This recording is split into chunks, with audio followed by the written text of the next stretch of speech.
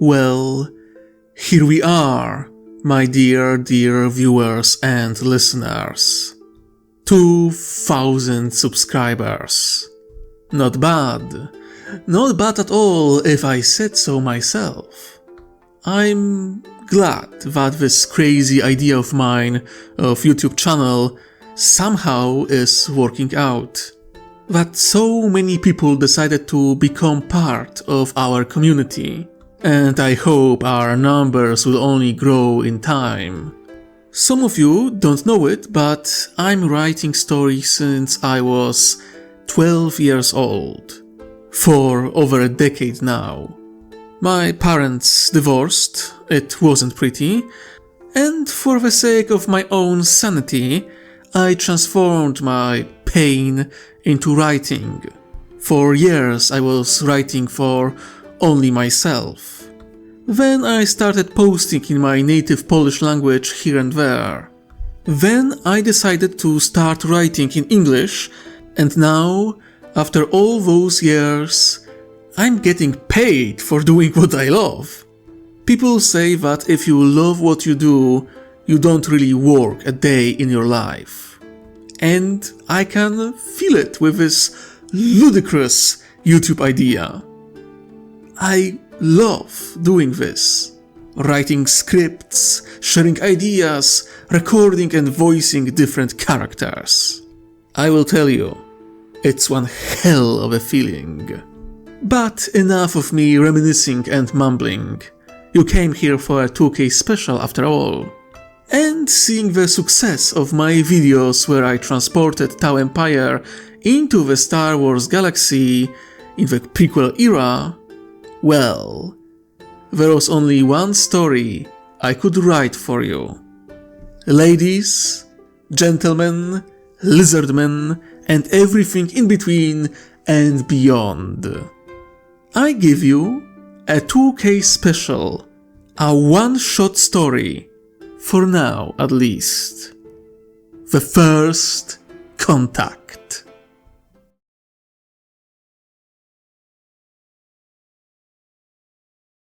The swirling blue maelstrom of hyperspace stretched endlessly beyond the viewport. A mesmerizing cascade of light bending and warping as the consular-class light cruiser surged towards its destination. For most aboard the Radiant Dawn, the journey had been spent in quiet contemplation or professional focus, both of which were never a strong side of young Anakin Skywalker. The 14-year-old Padawan sat in the co-pilot seat in the forward observation deck, his foot tapping against the polished floor, his eyes darting to instruments and screens every few seconds. How much longer? He asked for the third time in the last 5 minutes. Jedi Knight Obi-Wan Kenobi stood with his arms crossed behind his student. He sighed in exasperation, shaking his head. The Navi computer says exactly what it said before, Anakin. He pointed out. You endured few days of travel already. You can endure a few more hours. I don't know, Kenobi. Your Padawan seems ready to explode at any minute. Ayla Secura chuckled, looking up from a datapad. He was very enthusiastic about joining this expedition. He just didn't know he will have to train his patients. Kenobi answered with a smile. Knights shared a quiet chuckle at the Padawan's expense. Anakin scoffed in irritation. The new star systems appeared in the Outer Rim, or, well, technically beyond it. They were located in the wild space, slightly below the galactic disk. There were no mapped hyperspace lanes leading to new systems, so the last stretch of the journey was especially slow. They were traveling for almost a week now, and they didn't even know what would they find, or if they find anything at all. I know, Master, but this uncertainty is eating me alive, Padawan moaned. We could be jumping between dead systems for weeks, or be faced with a giant space monster or completely new civilization. His voice carried an undercurrent of excitement rather than concern. We can also fall into a black hole, or be shredded by whatever anomalous force that spat over 500 star systems out of nowhere. Danis Vel Orin, the captain of a Radiant Dawn, muttered with far less enthusiasm. Obi-Wan arched an eyebrow. I suppose that would be one way to make first contact. In pieces. Seated nearby, Plo Koon let out a deep, modulated hum of amusement. The Keldor Jedi Master, ever the voice of patience, turned towards the viewpoint. Anticipation is natural, young Skywalker, but the unknown is best faced with clarity, not restlessness. I just want to see what's out there, Anakin muttered. So many stars appearing out of nowhere, that's incredible! What kind of tech could even do that?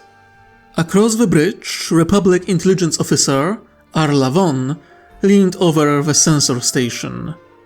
If it was technology, it's beyond anything we ever seen. The reports indicate hundreds of star systems materialized all at once.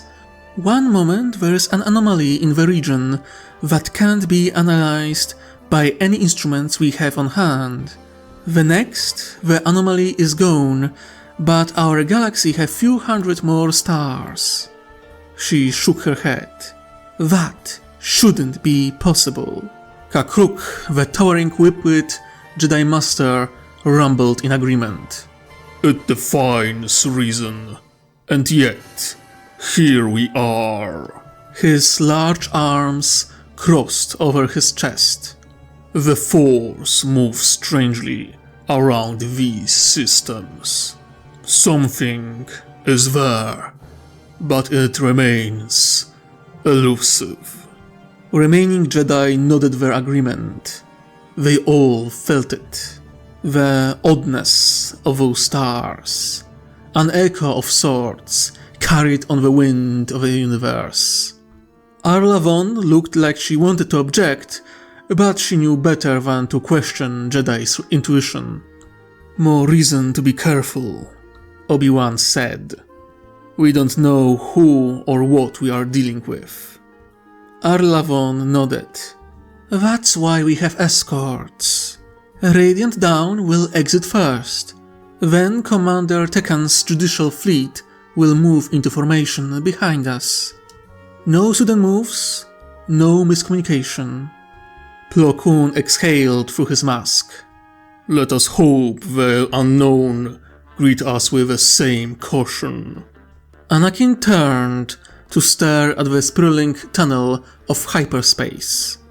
I'm sure there will be something amazing out there. He smirked. Obi-Wan shook his head with a weary smile. I fear what your definition of amazing entails. The bridge of a Radiant Dawn hummed with a rhythmic pulse of its systems. Captain Orin cleared his throat.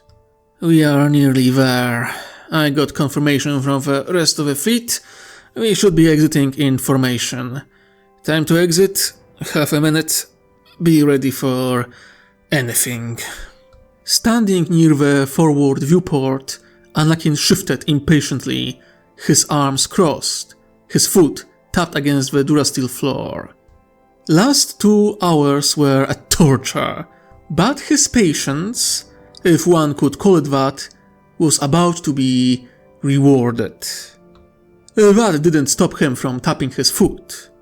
Obi-Wan, far more composed, let out a sigh, but said nothing. Ayla Secura chuckled from behind them. Excited to see what's out there, Skywalker? Anakin smirked. How could I not be? We will be first to see what's out there. In the back, Plo Koon, Kakruk, and Arlavon were quietly conversing with Ran Tekan, who was commanding their escort fleet.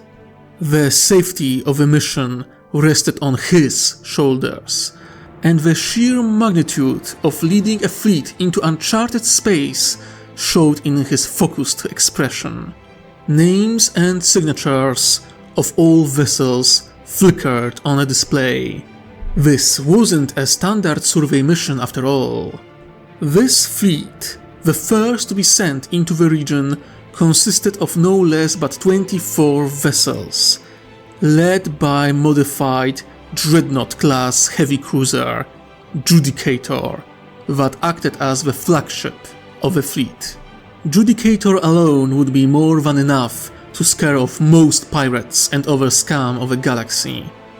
But it wasn't alone. And even though not all ships in the fleet were dedicated military vessels, they were all armed and ready for trouble. Exiting to real space, called Navigation Officer. 3, 2, 1, exit. The Radiant Dawn exited hyperspace with a smooth, calculated deceleration, its sleek red hull cutting through the cold darkness of space. Moments later, the rest of the fleet, with the towering shape of Judicator, appeared behind it. 2 hammerhead cruisers flanked either side of the flagship. 4 CR-70s and another 4 CR-90s formed up behind them alongside 6 DP-20 gunships, protecting the support ships of the fleet. 2 CSS-1 Corellian Star shuttles were the core of the support fleet, surrounded by 4 Bar-Lzor-class freighters and another 4 Gozanti-class armored transports. It was a formidable fleet by the Outer Rim standards. More than enough of firepower to scare off some upstart warlord or pirate. And that's before they could even launch the complement of no less than 36 starfighters at any sign of trouble. So, as the fleet formed up on the edge of the system, everyone felt quite confident. But this confidence was shattered within the first few minutes of arrival. "I'm picking quite a lot of comm traffic," Arlavon stated from her console, her brow furrowed. "Not on typical frequencies, some are definitely encrypted. Unknown languages and codes, unknown energy signatures." She pulled out a death stick from between her lips and let out a breath filled with smoke. "We clearly aren't alone here." "Confirmed. I'm picking up multiple unknown signatures orbiting the nearest gas giant," Captain Danisville Oren muttered in agreement. "And some of them are quite large." Plo Koon walked closer to a viewing port and spoke in a calming voice. "What is your opinion, Commander?" he asked into empty air. The form of Ran Tekan appeared as a hologram before them. A well-built man, in his early 40s, didn't look too pleased by what he was seeing on the scans.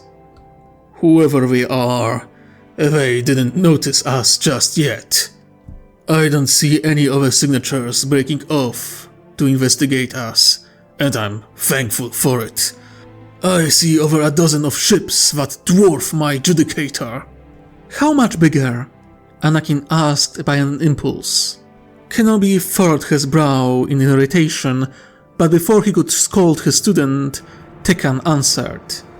"Many are at least twice our size, some even bigger. Can't get a clear reading at this distance." Commander answered and let out a breath. "How should we proceed?" Kenobi looked down at the sensor screen before he spoke. "The Radiant Path will move first. Your fleet will follow us, giving us a bit of space. We will travel slowly and not make any sudden movements. We will approach the gas giant and attempt to establish contact, he proposed. Let's hope they aren't the type of people who shoot trespassers. Captain Oren let out a cynical mutter under his nose. Kakruk gave the captain a stern look, which was ignored, before he turned to Kenobi. Sounds like a good plan. I will call for a protocol droid to join us. They should be able to help with a translation of a newcomer's language. Very well. Plo Koon nodded his head in agreement. Let us meet them. In moments, fleet formed up and moved deeper into the system. The further they went, the more signals appeared on their sensors. Everyone was looking at the screens with interest. The data didn't match anything in the database. Even energy signatures, while similar in some ways, were completely different in others. And that was before they got close to the purple gas giant. By the Force, Ayla let out, unable to look away. Not a single person in the cockpit could. 2 space stations, each resembling 2 mushrooms stitched together by their sterns, orbited the gas giant and its raging storms. A small fleet, counting only 5 vessels, stood near them, taking a defensive formation around them, which was ironic because the smallest of their number was far larger than a Republic flagship. One big vessel leading the alien fleet was 5 times longer than the Judicator, not to mention it was almost as wide as it was long. Vessels were painted in dark green and grey. Blue lights shone on the hull. Massive turrets silently turned in the general direction of the Republic fleet, but no target lock was detected. Anakin swallowed loudly, expecting many things, but not this. Master, something isn't right, he said after a moment. Kenobi glanced at his Padawan. He hadn't shared Anakin's unrestrained enthusiasm. Instead, the Jedi Knight's sharp eyes were studying the fleet, looking for any sign of movement. Steady yourself, Anakin, Obi-Wan said calmly, his eyes still locked on the viewing port. We are here to understand, not to fight. Let's talk to them before making judgments. Anakin shook his head. That's not what I meant! He almost snapped back. Don't you feel it, Master? All Jedi looked at the Chosen One with confusion, unsure what he meant. Reach out! Anakin said, almost pleaded. They did so, and in a moment, they realized what Anakin sensed sooner than any of them. Or rather, what he didn't. I can't sense them, Plo Koon stated, confused. Arla Vaughn looked up from her console. What do you mean? Our sensors show that there are life signatures in those ships, but we can't sense them. Or at least they don't have the same presence as other living beings I encountered. Plo Koon explained. Ayla nodded her head. True. It's less than a whisper. There is life there, just different. Kakruk crossed his arms. Another riddle to be solved, he said in a deep tone. And we can only solve it by contacting them, Kenobi added, straightening up and turning towards the protocol droid. Any progress on the translation matrix? Droid perked up at the question. Still gathering data, but I should be able to send a simple, worded message. Let's use open channel and try to make first contact, Plo Koon decided. Tell them that we are a survey mission of the Galactic Republic, and that we come in peace.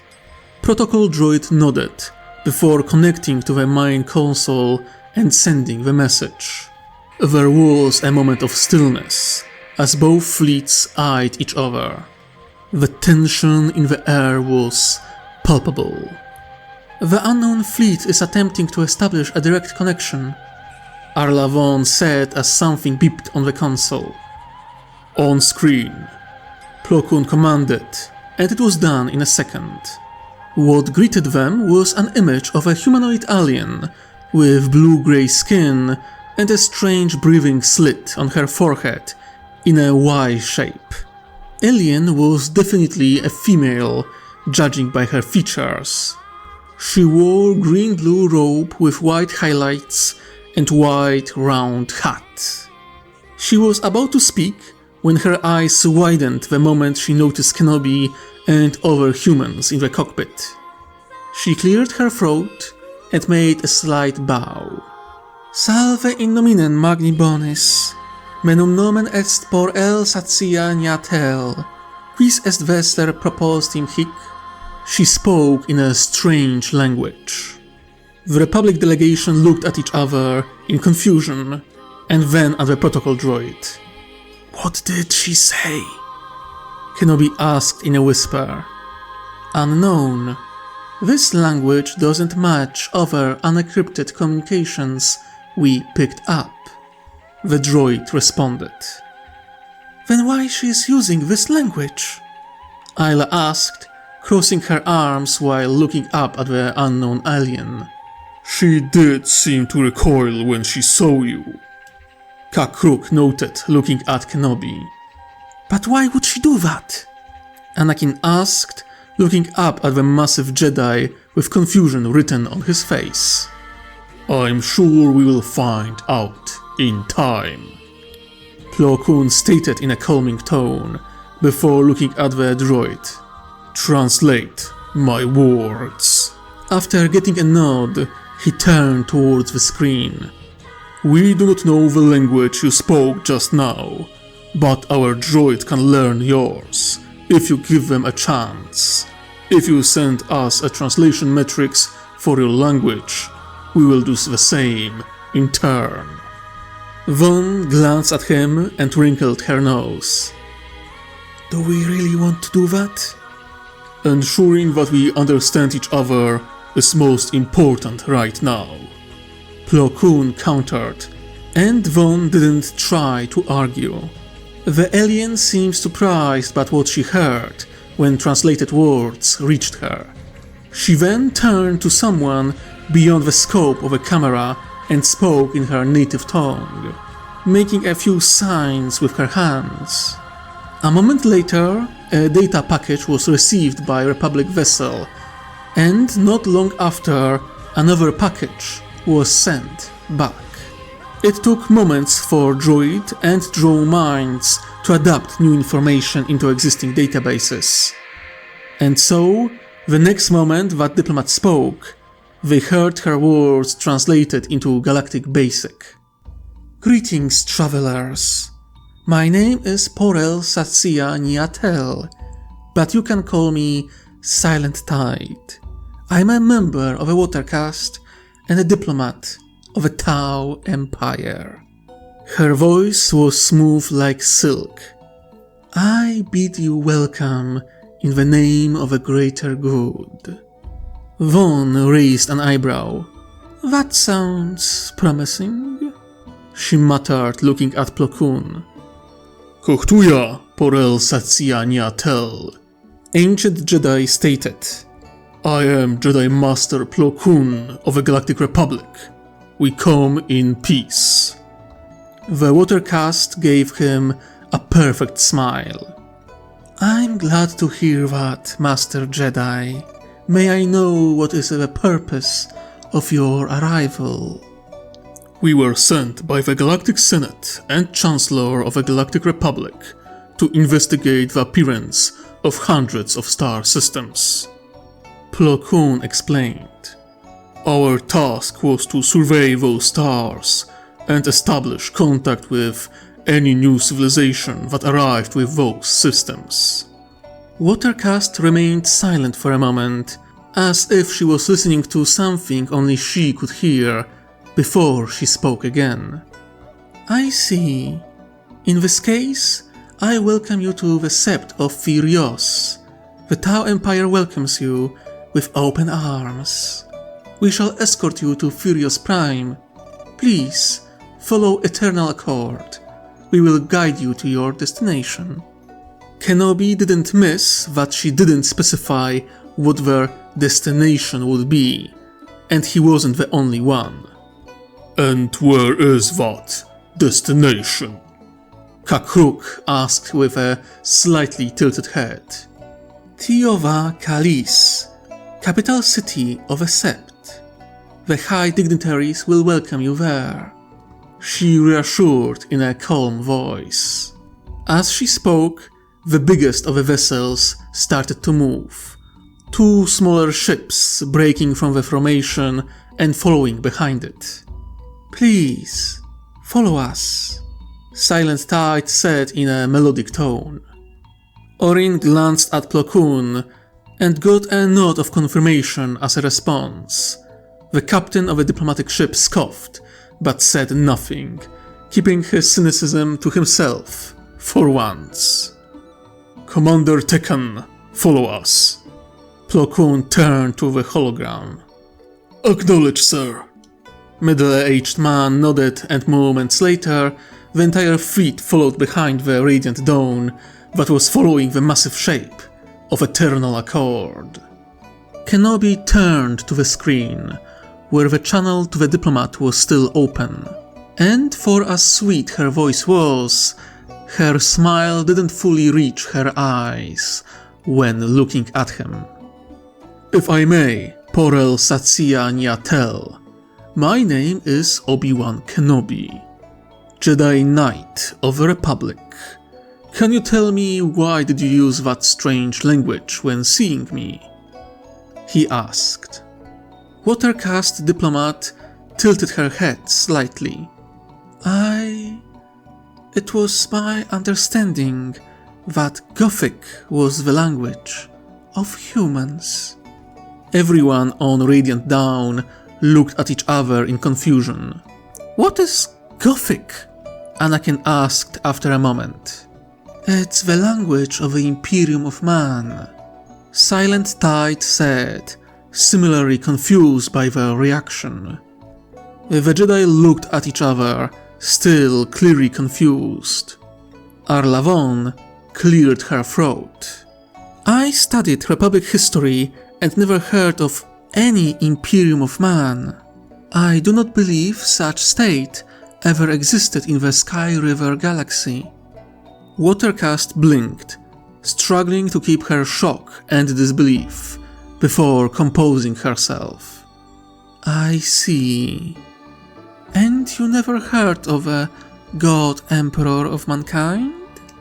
She asked, as if to be sure of something. The Republic delegation shook their heads and exchanged perplexed looks.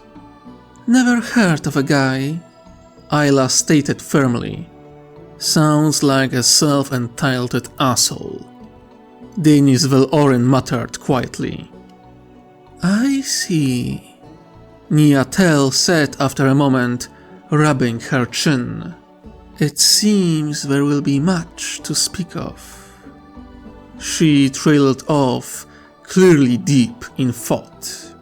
It was at this moment when Arlavon decided to gain a bit more information from the unknown alien. Excuse me, but would you be willing to answer a few questions?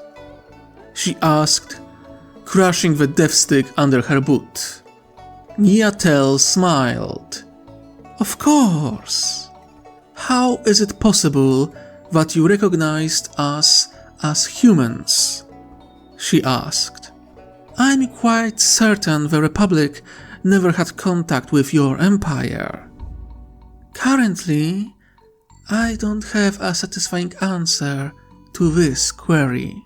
Watercast answered smoothly. But I'm sure my superiors, who will welcome you, will be able to answer your questions. The Republic intelligence officer clearly wasn't satisfied with that answer, but didn't push it. I see. Then before we meet with your superiors, can you tell us more about your people? She asked, keeping one eye on the viewing port and slowly growing shape of a distant world. Of course. Watercast bowed. My species are known as Tau. We are 5 tribes, 5 castes, united by singular purpose, the greater good, the idea of unity, harmony, stability, and betterment of all. She spoke in a melodic tone. I am a Por, a watercast. My role is that of a diplomat, trader, and administrator. There are other castes. Shas, the fire caste. They are the warriors and defenders. Theo, the earth caste. The engineers, doctors, builders and farmers. Kor, the air caste, serve as our pilots and messengers. And Aun, the ethereal caste, are the great unifiers and spiritual leaders of the empire, the philosophers who united ancient warring tribes of our homeworld and showed us the path towards unity and peace. The Republic delegation exchanged looks. Our caste-based societies were nothing new in the galaxy, but they usually were more difficult to work with. That's what they thought, at least, before Porel continued. All castes are equal in our system. We all have a purpose, a place in the great machine. We all are equally subservient to the idea of a Tauva, she announced with a smile filled with pride. That's interesting. Kenobi nodded to himself, wondering the specifics of this greater good she spoke of. Sorry, but I have a question as well, Anakin asked, looking at the diplomat.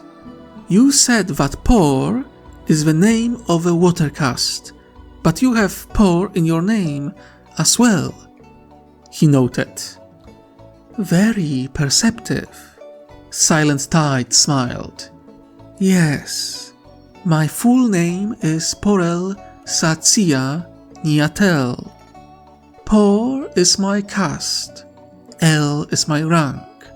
Currently, I'm 4th rank out of 5, meaning I am a high-ranking member of a water caste. Satsia is the sept of my birth. Niatel is my personal name. Silent Tide, she explained. Anakin's eyes widened a bit. He didn't expect that the Tau would introduce themselves by caste and rank first, not to mention place of birth. It was unusual. Ayla rubbed her chin. I see. And who is the leader of your empire? Do you have a king? A monarch? The Tau Empire is ruled by the High Elemental Council, made out of representatives of all castes and member species of our empire, and Ethereal Council to guide us. Though, if you are asking if we have a head of state, this role is currently taken by the Ethereal Supreme Aun Va, the Master of Undying Spirit. Ayla exchanged looks with others. She didn't miss the subtle indication that the Ethereals were really in charge. But at the same time, It wasn't anything new in this galaxy for some to be more equal than others.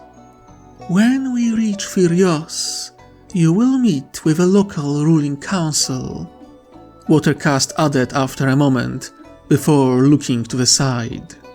Speaking of which, we are nearly there. All eyes turned to the image of a Furios Prime in the fleet in orbit.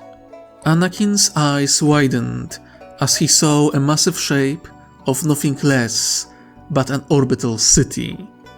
He saw the amount of traffic coming out and into the mushroom-shaped construct that was dwarfing some stations that surrounded Coruscant itself. Over 24 smaller constructs could be seen behind the window. Some were shipyards, some were logistic stations, majority were clearly military in nature, but that wasn't the most striking thing in the orbit. It was the fleet of ships stationed there, or rather, fleets. Anakin immediately recognized two different types. Less numerous warships, shaped like rays and other sea creatures, and far more numerous long blocky vessels that seemed to be some sort of cargo ships. There were at least 24 of military vessels, probably over 100 vessels in total in orbit, if one counted the merchant ships. Though even those vessels were armed, just as well, if not more, than Trade Federation's Lucrehulk. No, that comparison didn't give them justice. Anakin was a starship enthusiast.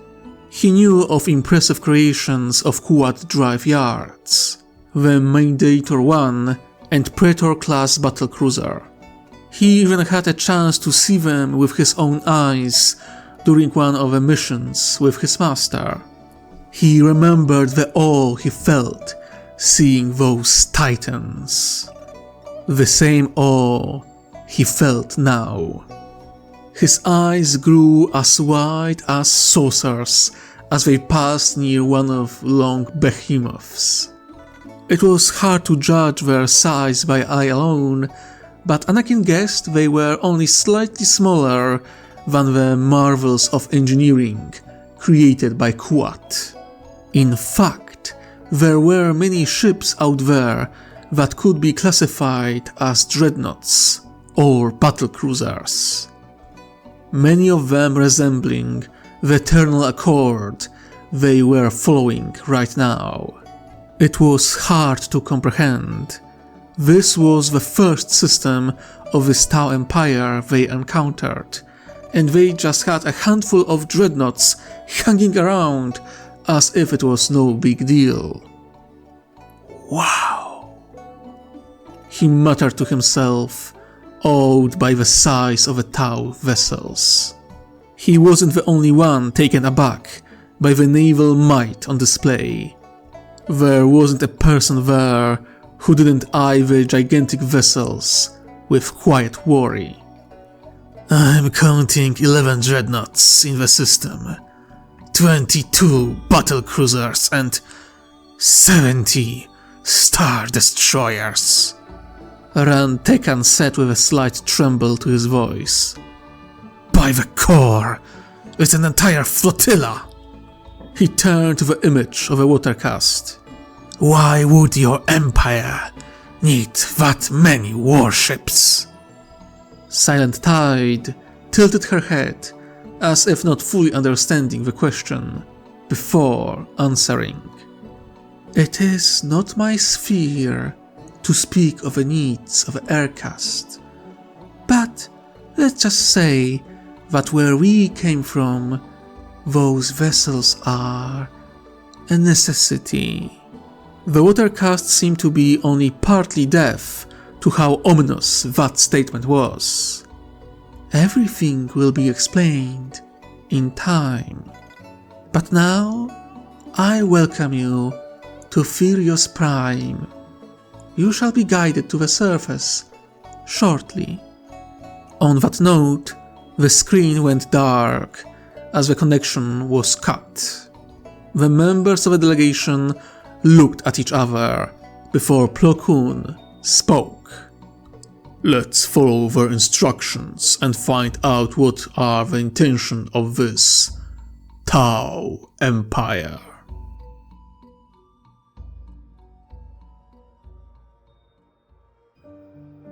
Niatel moved with unusual speed through the corridors of the Halls of Harmony, a building dedicated to study of the many aspects of a Tau Va. She didn't sleep well last night, and yet she moved as quickly as her dignity allowed her. When the storm surrounded the Empire, she feared the worst. When it lifted, she felt relief, until it was noted that the stars they saw on the night sky weren't theirs. It was unbelievable. Entire Empire, or most of it, was transported into a completely different galaxy. The Tau knew of bizarre anomalies in their home galaxy, but there wasn't an Earthcast who could explain what happened. Thank the Tau Va for the ethereals who brought back some sense of peace to the masses. They spoke of hope, of shared purpose, and opportunity that came from this situation. Be it in Old Galaxy or the new one, the purpose and the mission of the Tau didn't change. And as before, they would endure. She kept that hope in her heart as she spoke with a delegation from the mysterious Republic. By the wisdom of the Aun, she was tasked with the role of a guide to the Republic delegation. After they finished speaking with the Council, she was responsible for showing off the capital and few nearby installations. But it was a tiring job, and the things she learned make her head spin. She spoke with her bondmates at length to the late hours of the night.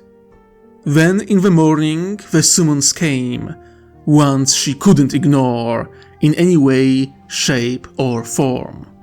She straightened up as she reached the door she was looking for.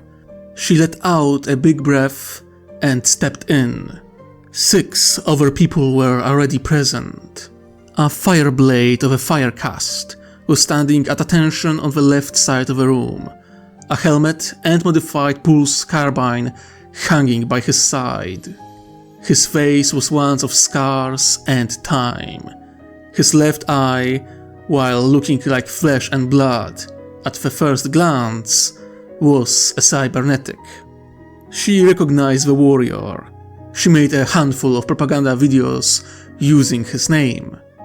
Ashen Blade, the most decorated fireblade of this generation of fire warriors from Firios. He was older than he looked. In fact, he belonged to the first generation of fire warriors born on Firios after it was established. It will be his writings and teachings that will define the Sept's warriors in the generations to come. Then there was an Earthcast, surrounded by a number of drones. In fact, he was sitting on one while operating a holographic keyboard and looking at a number of holographic displays. He wore some kind of engineering exoskeleton, heavily personalized if she had to take a guess. She bristled at the Fee of Re, who seemed to be fully consumed by whatever he was doing, rather than showing proper reverence for the place and a person that was with them in the room. The Aircast, a Kor Ui, looking from the markings, at least seemed to behave properly. She was sitting in a locus position and was in deep meditation. She was unremarkable in every sense of the word, and yet she was here. Why? Niatel didn't yet know. On the opposite side of the room stood a massive Tarelian warrior. His scales shone like emeralds, revealing numerous scars covering his body. He was tall, very tall, well over 2 meters in fact, and clad in dark grey-green armor. He held a massive square shield with runes of his people in one hand and a massive power halberd in the other. She heard of him, the warrior serving one of the mighty Aun. His name was Harkosh-Va, the Blood Oath Keeper. Despite his name and looks, the beast seemed stoic, for the lack of a better word. Almost as if he and the Fireblade were in some kind of contest of who could look more like a statue. And then there was a cheerful shape of Nikasar Psyker floating near the ceiling. It was a male, and a massive one at that, over 3 meters tall if she had to guess. He was bigger than average Nikasar, that's for sure. His white fur blended with his silver robes, yet contrasted with his big crystal azure eyes. Sa-Hiras, the Wanderer, was his name. He was known follower and proponent of seeing the Tauva as a religion.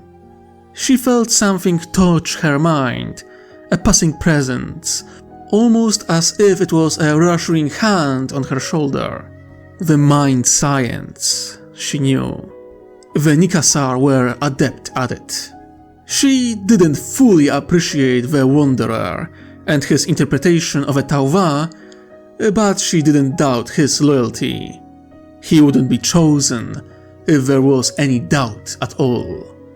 She stepped closer, knelt and bowed her head before the last and most important person in the room. The one who sat on stelarized rock, surrounded by small sand garden. He was slowly carving runes into a block of wood with a small ceremonial knife. Precision and grace in every move he took. He looked up and smiled. "Greetings, Sister of Water. We've been waiting for you." Au-Ni-On, Life Sight. A seeker of ethereal caste, one of a blessed Aun. He looked young, vigorous, yet his skin was marked with passage of time and power of elements.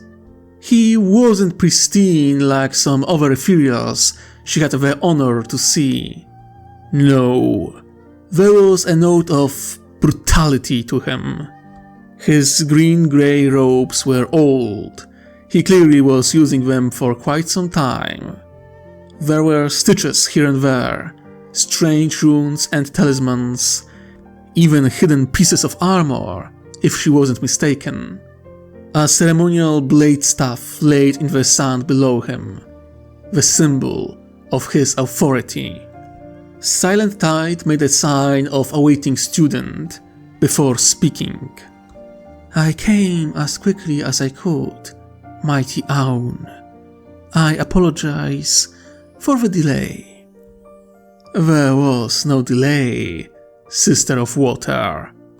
You arrived precisely when you were expected," the seeker said in a calming, melodic tone, before looking up at every single person in the room. "As you all already know, our empire has been transported to a new galaxy, one where the rules that we are used to don't fully apply. The Galactic Republic, as they call themselves, an entity that unites most of the galaxy, found us first and thankfully wants to establish diplomatic relations with the Tau Empire. Normally, a Watercast delegation would be sent to accomplish this task, but this is no normal situation." He took a deep breath. "I was tasked by the Grain Aun Va himself to form an elemental council that will act as a delegation of our empire to this republic. He made a sign of a council of many, united by a singular goal. You are the ones chosen by me that will help me accomplish this task. As the Ethereal spoke, the people around him were more and more focused on him. Not that it was a surprise. The Ethereals had this aura to them, the field of absolute authority that made everyone listen to them. They were the guiding light of the Empire. The Tarelian was first to speak. I go where you go. Warrior answered simply. My oath demands it. Yes, but I wish for more than your blade and shield on this mission, Harosh Va. I require your mind and opinion as well. Aunion said, making a sign of weight put on the scale. This elemental council will demand much of us, more than strength of blade.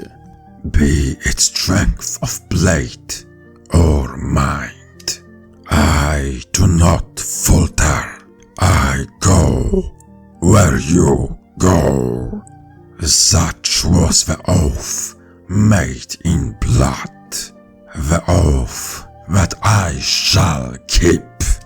The Emerald Giant stated, with the same stern simplicity and single-minded devotion to duty. Good. He looked up at the Nikasar. What about you, Wanderer? The massive Xeno that resembled a polar bear floated down, hovering just a dozen or so inches over the ground, thinking for a moment before answering. Those Jedi that the Republic sent, they share my gift and my curse. They intrigue me. As does this new galaxy, I shall travel with you, seeker of truths. Mighty Nikasar said in a friendly tone. Seeker gave him a nod and glanced at the young Earthcast, who seemingly couldn't sit still clicking something on holographic keyboard. He made a sign of gleeful discovery and smiled. A human expression. This Fiovre Furios Temuvei will be honored to serve in this elemental council. Earthcast spoke with a human smile on his lips. Niatel almost choked. This was the infamous Forgemind? She heard of him. Few in the Sept didn't. He was known as eccentric genius with almost rebel-like mentality. He was both overly social and yet remained unbounded to any one group. Even as a watercast, she heard that he stole founding and parts from other projects in the name of creating a new type of drone, though what purpose it would have remained unknown to her. I will be glad to have you by my side then.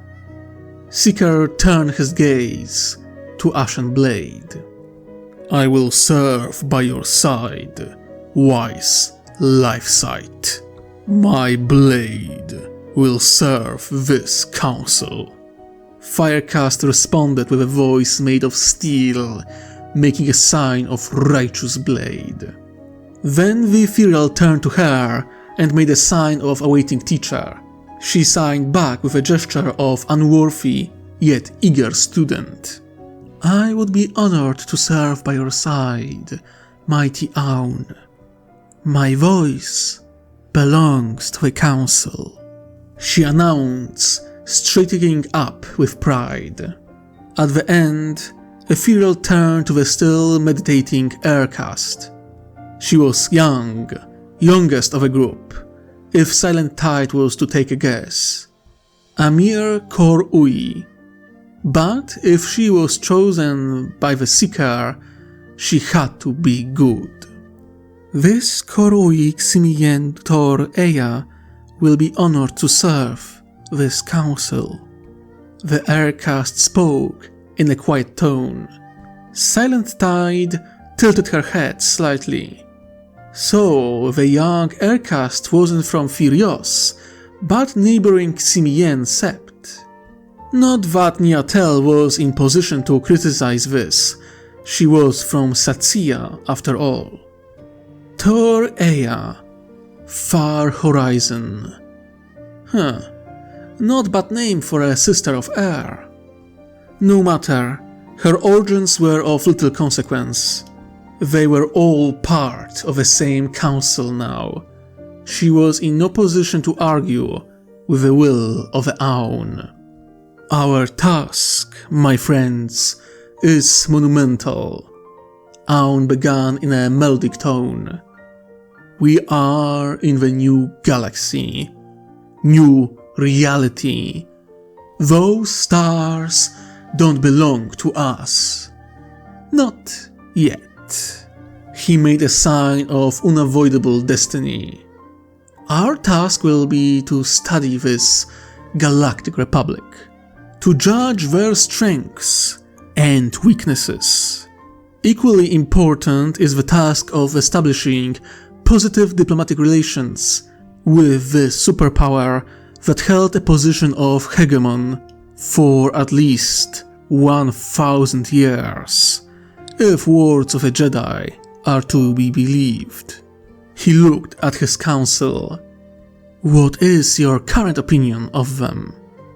The Seeker didn't need to wait long for an answer.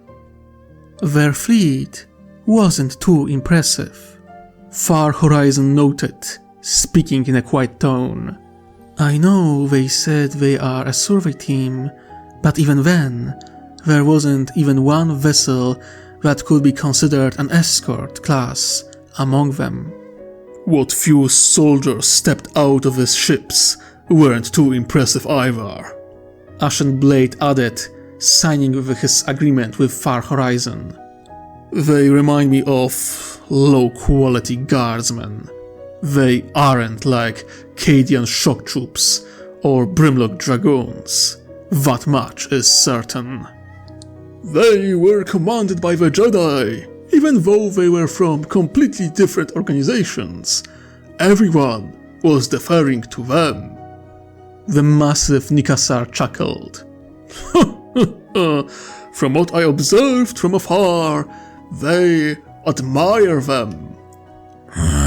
Strange, seeing they wear no armor and don't have much in terms of weapons. Tarelian warrior noted.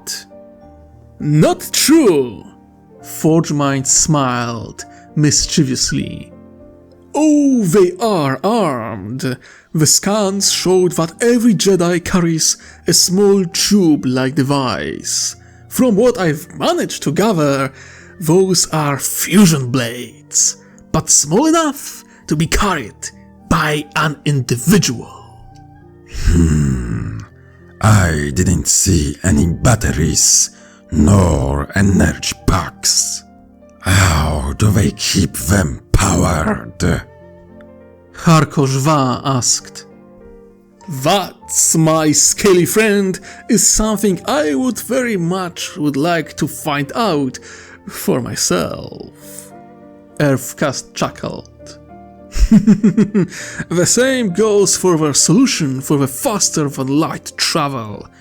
Getting hold of that technology should be our top priority.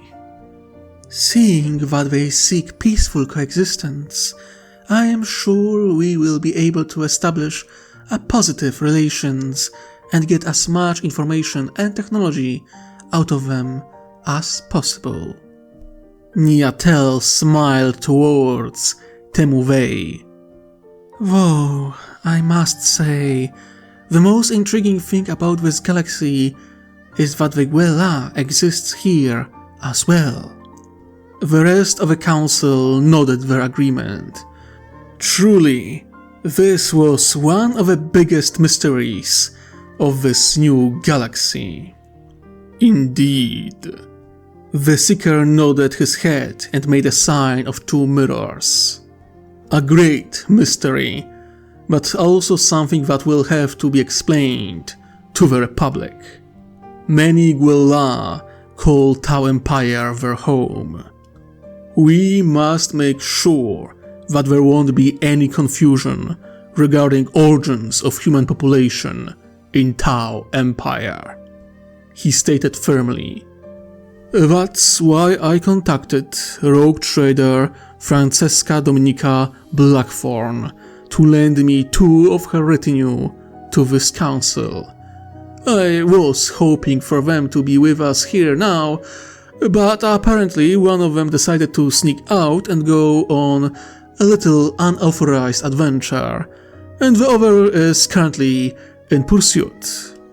I observed their movements for a time now, and I believe I know where they will end up. He stood up. Come, friends, let us meet the remaining 2 members of our council. Niatel furrowed her brow. What kind of irresponsible human was chosen to join them? Lina Voss laid flat on the dome-shaped roof of a tall building. It wasn't exactly ideal to climb on, but it allowed her to get close to a place where majority of a mysterious Republic delegation stayed on Firios. It was a nice diplomatic building, walled off from the rest of the city, to ensure no diplomatic talks will be disturbed. They had a nice garden, recreation area, even a swimming pool. Lucky bastards! Why can't she have a swimming pool? She was in the service of a rogue trader, for crying out loud. She deserved some luxury. Well, to be fair, she was a psyker, and until not that long ago, the probability that she will attract attention of some dark things from the warp was fairly high. But that was in the past now. The warp was placid, quiet. No more whispers or nightmares. Now she could have some fun. That was partly the reason why she decided to sneak out of a rogue trader residence and track down this delegation from Republic. She felt that she could do it without endangering anyone. She could finally let some of her power loose, show off her talent as a biomancer, and do this without constant oversight. The second part was that she felt something. She didn't tell anyone, but since the voices went silent, she started to feel things. It wasn't something like predicting the future or reading over people's mind. She wasn't no diviner or telepath, as far as she knew at least. No, this was somehow connected to her biomancy. She felt a pull, for the lack of better word. Something was pulling her towards this place. She didn't know what exactly. It wasn't demons, of that she was certain. It felt different, and the words tattooed on her body didn't counter this feeling. Some kind of instinct, one she never felt before, was pulling her in one direction, and for whatever reason, she didn't want to deny it. her enhanced hearing picked up a noise. She turned around and scoffed. A shape of very muscular, very angry human soldier wearing colors of Blackthorn dynasty was getting closer with every second. How can this old fart track me? She asked herself with irritation. Dain Marek was relentless in his pursuit, and he was making good time. Where Lina could enhance her speed and agility using the warp, Marek was a beast of muscle and cybernetic augmentations. Not to mention, he had decades of experience over the young Psyker, not only in pursuing his targets, but hunting Psykers. She shuddered, remembering the stories and rumors she heard regarding Old Hound. She didn't want to think how painful the punishment will be if he catches her. She turned towards the nice, decorative building for foreign dignitaries. Clever Tau, always ready for anything. She eyed the distance between the roof she was laying on and the swimming pool. It was a long jump, and even further drop. She stood up and clapped her hands. Well, better to ask for mercy rather than forgiveness, she muttered to herself and jumped. Anakin licked his lips and put down a cup filled with some really nice tasting juice. You know what, Master? He turned to look at Kenobi. For once, I want negotiations to go as long as possible. His master let out a snort before drinking a bit more of hot, refreshing liquid. I couldn't agree more, Anakin. The Tau proven to be very accommodating. It was true. They not only got a building all to themselves, the Tau made sure they were as comfortable as possible. They even modified one of the chambers so that Master Plo Koon didn't need to wear his mask inside. The building was free of Tau, in fact. Only their funny-looking disc-shaped droids were present, bringing food, helping communicate with outside world, and more still. Master Kakruk smiled, throwing one more red grape into his mouth. When I joined this mission, I expected we will be sleeping in tents and caves. This is truly a pleasant surprise. Not counting the fact that they are listening to every word we say. Arla Von glared at a drone that poured more liquid into her cup. The drone beeped in fright and zipped out the room. Of course they are. Ayla smiled to herself, sweeping at holographic display, starting to read publicly available information of one of the septs of Empire. You saw their fleet. Wherever they come from, it's not a pleasant or accommodating place. Not to mention defenses on the planet, Plo Koon added, rubbing his metal mask. Turrets, bunkers, shield generators. This isn't just a typical planet. It's a fortress. Arla gritted her teeth. Then why don't they let us get access to the information of things they fight? Any attempt of accessing this kind of data is blocked, and I don't want to risk hacking into their datanet. Not yet, and definitely not here. She glanced at the drone that was tending to the plants outside. Maybe it's connected to the fact they know what humans are, Anakin proposed. Maybe. Maybe not. Kenobi winced a bit. For now we will have to be patient, and Kenobi went quiet, furrowed his brow and turned towards the window leading outside. All the Jedi did the same. Arla looked at them in confusion. What? What is going... Splash! Something landed in the swimming pool, spilling the water in every direction. A little drone that was cleaning nearby beeped in alarm and floated away in confusion. Jedi sprang up, tensing, yet not drawing their sabers. The premonition warning them of a surprise, but not of a threat. Arla Vaughn was pointing at the swimming pool with her pistol, her eyes narrow and focused. But she relaxed slightly, seeing that the Jedi didn't draw their sabers.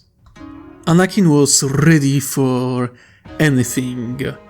Part of him glad that there will be some excitement on this mission after all. And while he expected many things, a young human girl wasn't one of them. She grabbed the edge of a pool and spit the water out of her mouth before noting Jedi standing behind a window. To everyone's surprise, she smiled and waved a hand in friendly manner before, Anakin could barely believe it, rocketing herself out of a pool in one smooth motion. She was wearing grey and blue clothes that clung closely to her body. She had short black hair and striking purple eyes that seemed to shine. He noticed that she had tattoos on her body, on few pieces of exposed skin. And he noted one more thing. She was force sensitive, no doubt about it. Plo Koon relaxed and opened the glass door with a hand gesture, the rest of the Jedi following behind him, trusting his insight. "Hello!" The young girl's smile grew as she spoke in heavily accented Tau language. "You are from the Republic, yes?" Plo Koon turned around, waiting for a protocol droid to join them. The droid translated the girl's words, and only then did Plo Koon answer. "We are." The girl's eyes widened a bit, and she stepped forward, her eyes darting between them. "You have the gift?" Anakin furrowed his brow. "Gift? What gift?" he asked. The girl furrowed her brow in turn, as if that was a stupid question to ask, before grabbing her chin and thinking for a moment. Then she snapped her fingers, grabbed a towel that a very helpful drone delivered to her, clearly concerned that someone who was wet wasn't drying themselves, and quickly drying her hands. The Jedi looked at each other in confusion as she checked if her hands and arms were dry, before turning towards the wall and taking a wide stance. And then, without a warning, she thrusted her hand forward, 2 fingers extended, and fired a lightning from the tips of her fingers. This time everyone jumped, as the lightning bolt hit the wall, burning a sizable black mark there. 2 drones beeped in distress, flying towards the wall, already trying to fix it, just as the girl turned back to the Jedi and smiled. "See? That's my gift. Biomancy. What's your gift?" she asked. The Jedi were stunned for a second or two before Ayla, her eyes narrowed and her body tense, spoke. "How did you summon lightning?" The girl pouted, clearly irritated that she didn't get the answer to her question. "I'm a biomancer. My gift connects to my body. Electricity inside body can be controlled and directed." She spoke in the same thick accent, pointing towards the burnt part of the wall that 2 drones were fussing around. "What you are? What is your gift?" Ayla relaxed a bit, hearing her answer before looking at the others. I didn't feel any anger coming from her. I think she is telling the truth. Indeed. Her technique seems more similar to electric judgment than force lightning. Plo Koon nodded. As the girl continued to wait, clearly impatient, Kakruk stepped forward. I do not know your classification of the gifts we possess, but I can use my force abilities to strengthen my body. I can survive and heal from significant injuries, he stated. The girl eyes seemed to shine at that. You are a biomancer, like me, she laughed. I am very strong too. Anakin raised an eyebrow at that, looking at, well, fairly athletic looking, but only 16 or so young girl. You don't look that strong. Her eyes turned to him, a mischievous flame there. You don't believe? I show. Show what? Anakin started to ask before the girl unexpectedly grabbed him and threw him. Not with a force, but with enhanced muscles. He was thrown like a ragdoll and fell into the swimming pool without grace or dignity, slamming into the water surface face first. When he emerged from the pool, he saw his master, Obi-Wan Kenobi, bent over and laughing with tears in his eyes. Kakruk was letting out a belly laugh that seemed to shake the very air. Ayla was trying to hide her smile and failing horribly. Arlavon, the stoic intelligence officer, was grinning from ear to ear. Even Master Plo Koon was struggling to not chuckle. Embarrassed, wet and humiliated, Anakin used the force to jump out of the pool and land safely near the girl. She eyed him as he did so, before speaking. Didn't use enhance body? She asked. No. Anakin shook his head. I used the force directly. Telekinesis. She nodded her head. And a good one at that. Strong. Anakin raised an eyebrow. Stronger than you? Don't make me throw you again. The girl warned with a cheeky grin before extending a hand. Lina Vos. Anakin Skywalker. The Chosen One shook her hand in greeting. The rest of the Jedi followed suit, introducing themselves one by one. After they did, Anakin slowly dried himself off. A helpful drone, equipped with a dryer of all things, started floating in orbit around him, drying him to the best of its ability. So, Lina was it? Kenobi started, and when girl nodded, he continued. What are you doing here? Oh, I heard of your arrival, that you have the gift, like me, and then I felt something, she answered. What did you feel? Like a pull. Lina made a strange sign with her hands. Like something was asking me to go here, but it wasn't like most things that were asking me before. Before? This time it was Plo Koon who spoke. Before the storm, before we got transported here to the new galaxy, the girl exclaimed. The Jedi exchanged looks. They were told that the Tau aren't native to this galaxy, and while they didn't fully believe it, they felt no deception from the young girl. Before, when things asked, they burned themselves on my tattoos. She revealed strange markings on her body. To protect me, keep darkness away. Still could hear them, whispers, promises, threats. A shadow of fear passed on her face. But not this time. Tattoos didn't burn, no whispers, just pull, like an instinct.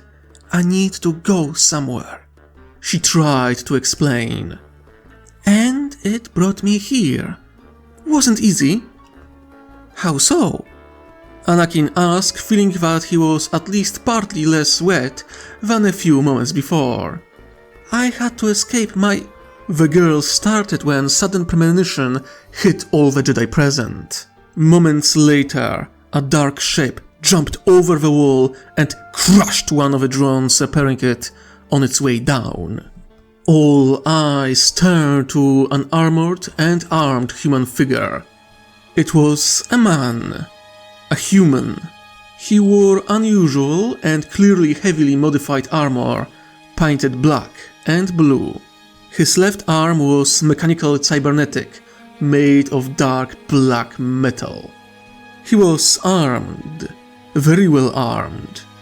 He had a massive pistol and some kind of sword by his side. As he slowly rose up, ignorant of a sparking ruin of a drone beneath his armored boots, he straightened up, revealing that he was almost 2 meters tall and all muscle. Though he was older than Anakin expected, in his late 40s if he had to guess, his face was marked with scars and hatred. His eyes immediately locked on Lina, who cowered under his gaze. Girl. The man growled as he stepped forward, ignoring the distressed beeps of a drone who looked down at its destroyed companion.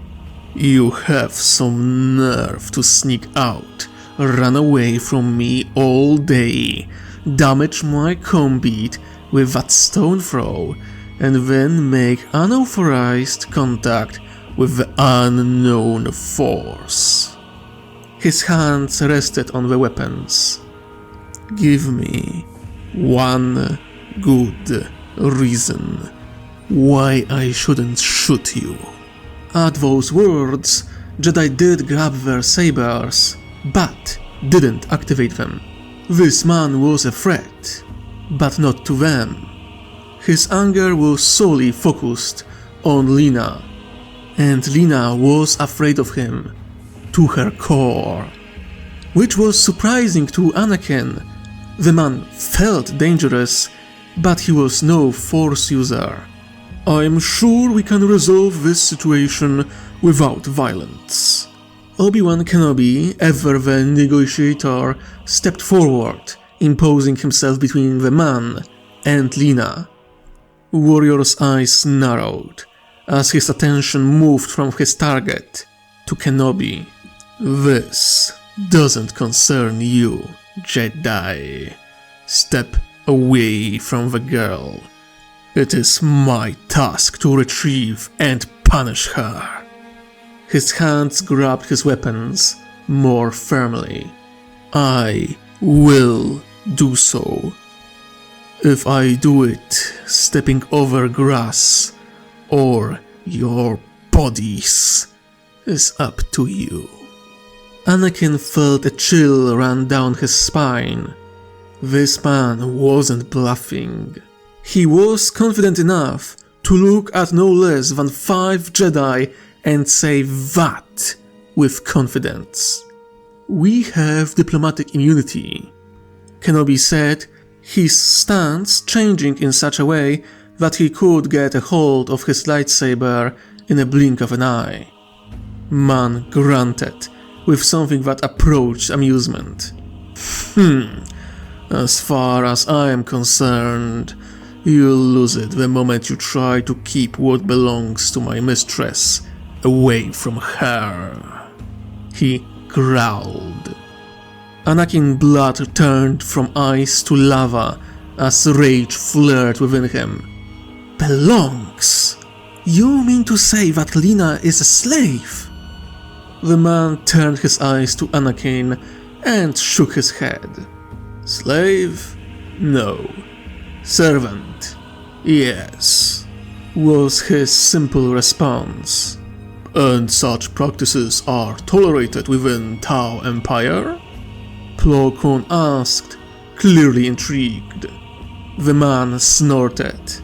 The Tau have nothing to say in this. My mistress is Francesca Dominica Blackthorn, a rogue trader. Her dynasty decided to change their alliances and work with the Tau, but she did so with assurances that she will keep her autonomy and much of her privileges. The man explained. Me, her, we signed a pact and made an oath to Blackthorn dynasty. They take care of us, and in turn, we serve them faithfully. His gaze turned back to the girl, which begs the question, why did you sneak out and seek those Jedi? Is your loyalty really that fragile, girl, that you betray the one that saved your worthless hide the first chance you get? He growled. To everyone's surprise, Lina stepped forward, still scared, still shaking. I don't betray Mistress. She took care of me. She made a sign of unity over her heart. I swear it. The man seemed to pause for a moment, relaxing only by a fraction. Then explain yourself. The severity of your punishment will depend on your answer. Anakin was growing angrier and angrier, but a hand on his shoulder, placed there by Kakruk, stopped him from making any sudden movement. Lina cleared her throat. I felt a pull, an instinct. Something told me to... Before she could finish, she had a pistol aimed at her head and a shimmering blade at her throat. Anakin blinked. The man was fast, way faster than any normal human should be. All Jedi present had their lightsabers ready in their hand, yet not one blade came to life. Not yet. They were a diplomatic delegation and outside the boundaries of the Republic. They didn't have authority to stop the man. But that didn't mean they wouldn't. The man ignored them, fully focused on the girl. You listened to the whispers of a warp and expect mercy, girl? He growled. Who knows what taint flows through your veins already?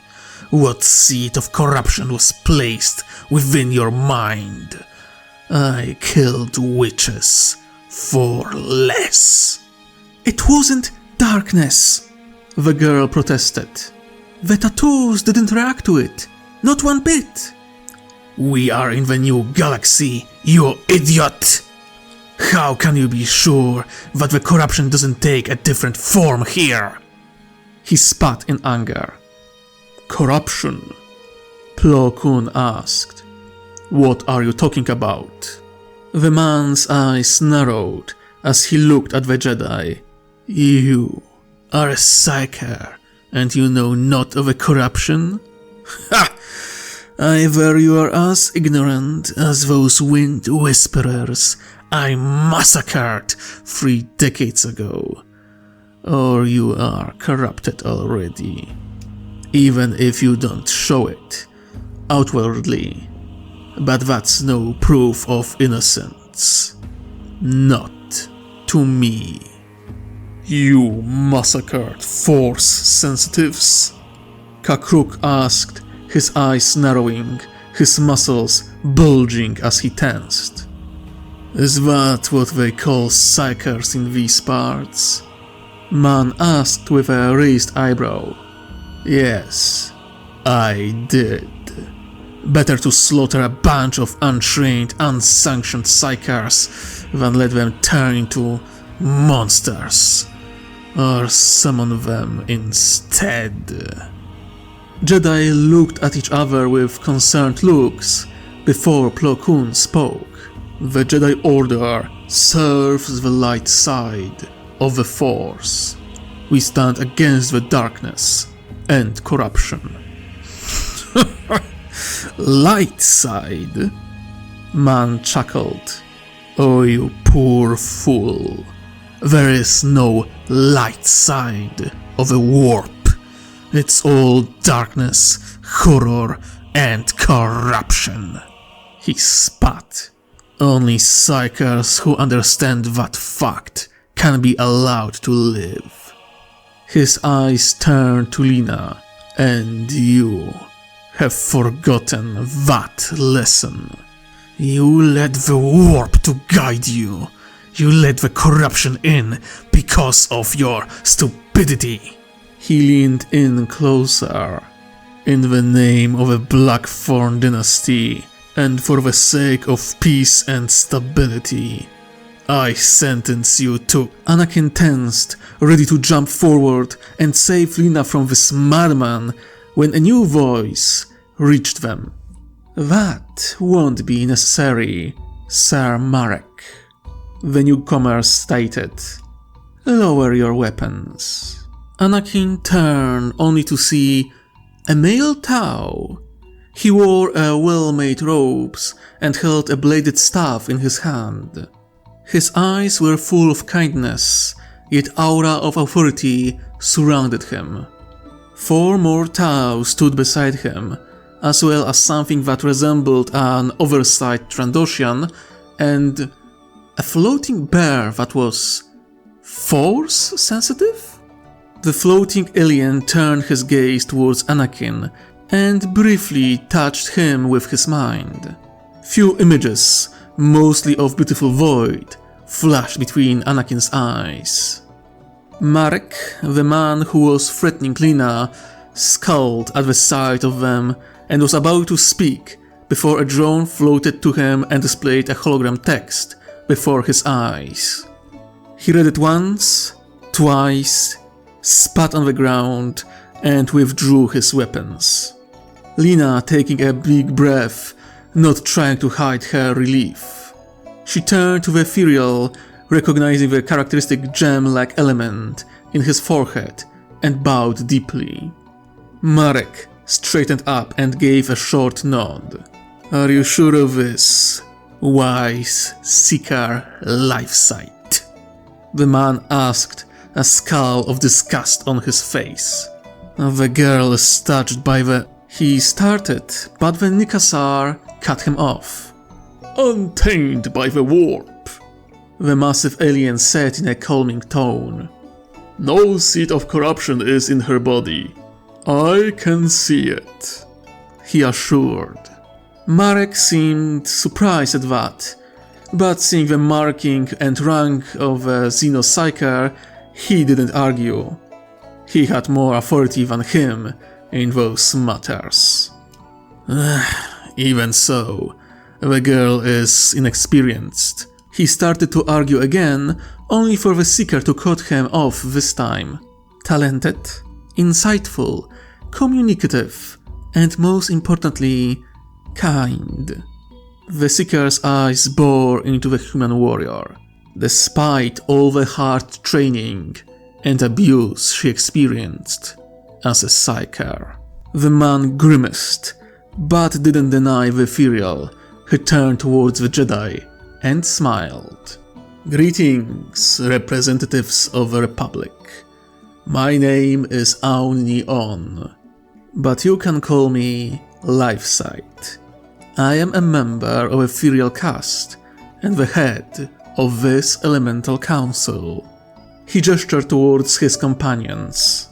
I was tasked by the High Elemental Council, Ethereal Council, and Supreme Ethereal Aunva himself to lead this Elemental Council, which is to represent the Tau Empire in our talks with the Republic, he announced. Attention of the Jedi turned towards him. Anakin glanced over the gathered Tau and aliens once more, noting that Lina slowly joined their ranks. He recognized Silent Tide amongst them, but no one else. Plo Koon stepped forward.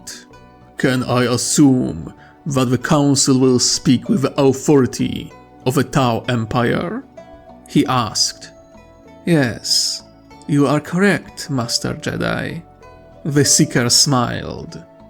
Our council will be made out of 9 members, 5 Tau and 4 allies of our empire. 9? Ayla asked. But you are only 8 in number. Yes. Seeker smiled, turning his gaze towards the man who was threatening life of Lina moments before. Sir Dane Marek will be joining us. A small drone flight over, handing Warrior a scroll, which he opened, read and cursed under his breath. He looked up at the council, then at the Jedi, and let out a breath. I do hope I will get a bonus for doing this, he muttered, walking over to join the rest. And, Lina, I was planning to keep your punishment to after your return. Rejoice! I will put you through a hard training that the next time you will try to escape, maybe, just maybe, you will have enough of skill to actually succeed. Lina Voss cowered slightly before him and lowered her head. Understood. Good. He turned to the Seeker. I believe it won't be a problem. Not as long as Lina agrees to receive it, the Seeker stated simply. The girl looked up at the Seeker as if considering if to take that out, but one glance from Marek made it clear that the sooner she endured the punishment, the sooner he will forgive her transgressions. I accept it. Anakin winced at that, unhappy with that resolution, but said nothing, as the Seeker turned to speak with the Jedi once again. Now then, representatives of the Republic, I believe you have many questions, and I will try to answer all of them. That day, Anakin would learn much about the Milky Way galaxy, and Lina Voss would learn much of the Sky River galaxy. Yet, not one of the people present could yet comprehend how the arrival of a Tau would change the fate of this galaxy. Well, that was fun, wasn't it? Initially I had plans to make it even bigger, but I think this little story is long enough on its own. Though maybe, after I finish Damocles Gulf Crusade rewrite, I will be convinced to expand upon this narrated story. We shall see. Do tell me what you thought of this little narration in the comments below. You can also leave a like, subscribe, and ring that bell. If you can, join my Patreon supporters, where you get access to voting power, access to early videos and scripts, as well as a lot of additional content. If you prefer sending me a singular donation, do so through Ko-fi. I would appreciate it very much. But I think that's it for today. Thank you for joining me, and I hope you enjoyed. Now, my dear viewers and listeners, remember, wherever you are, whatever you do, try to enjoy yourself while you can. I wish you most heretical day. Ta-ta!